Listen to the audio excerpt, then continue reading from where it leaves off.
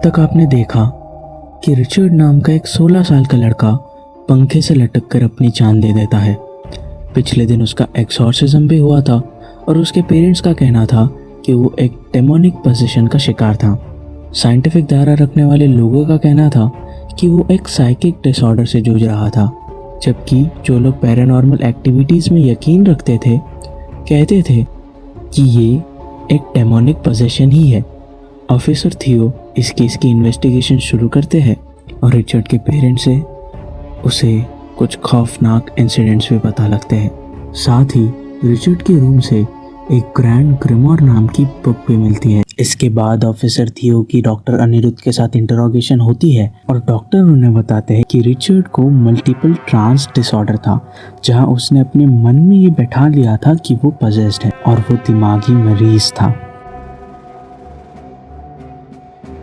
Officer थियो और father James की इंटरोगेशन शुरू होने जा रही थी।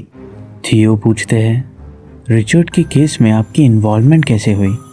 जिस पर फादर जेम्स बताते हैं, रिचर्ड की मौत से कुछ दिन पहले की बात है जब मुझे रात में एक कॉल आया था। वो कॉल फादर मोर का था और उन्होंने मुझे जॉन फैमिली के घर बुलाया। वहाँ पहुँचते ही मैंने देखा कि उसका पूरा परिवार रो रहा था।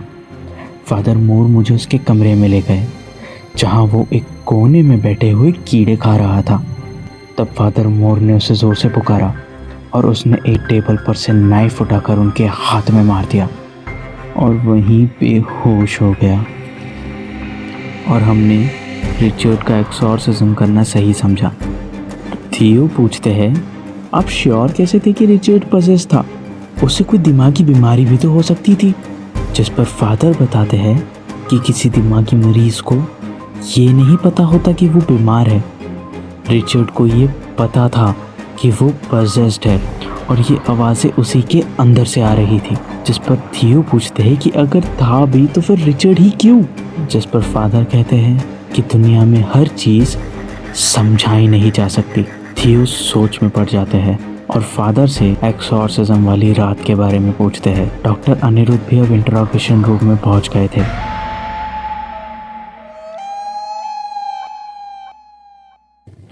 और फादर जेम्स बताना शुरू करते हैं the exorcism of Richard John. शाम 7 बजे रिचर्ड के कमरे में हमने उसे बेड से बांध दिया था और मैंने रिसाइट करना शुरू कर दिया था। In the name of father, son and the holy spirit. जैसे जैसे मैं टेक्स्ट पढ़ रहा था, रिचर्ड को गुस्सा आने लगा और वो जोर जोर से चिल्लाने लगा।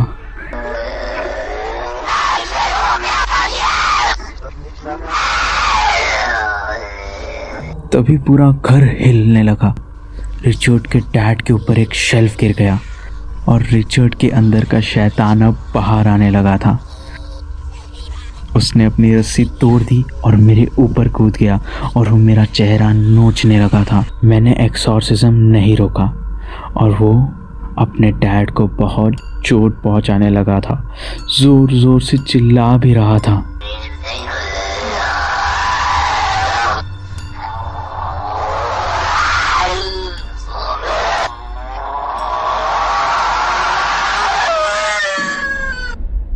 और एक्सॉर्सिज्म कंप्लीट होने को आई थी। I adjure the most evil spirit by almighty God. और वो बेहोश हो गया।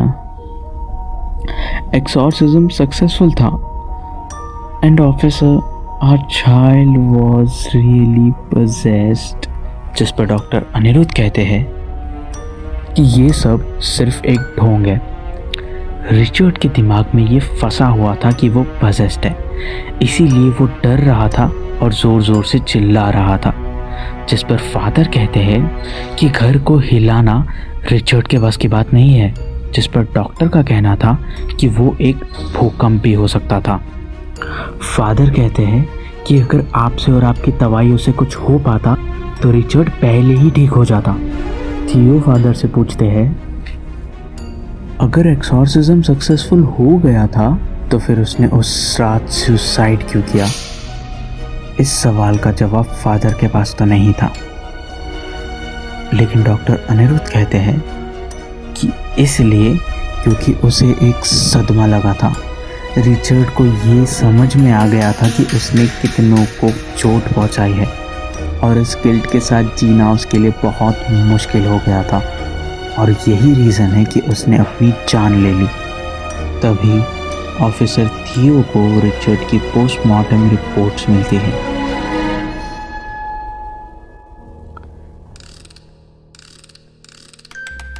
अगले दिन ऑफिसर थियो इस केस का कंक्लूजन रिपोर्ट सबमिट करने वाले थे, लेकिन सवाल अब भी वही है, आखिर क्या हुआ था रिचर्ड के साथ और क्या पुलिस रिपोर्ट में अब पैरानॉर्मल एक्टिविटीज का जिक्र होगा? Next episode will be the conclusion of this series. तो प्लीज़ ऑप्टिकल रीडर को सब्सक्राइब कर लीजिए एंड स्टे ट्यून्ड।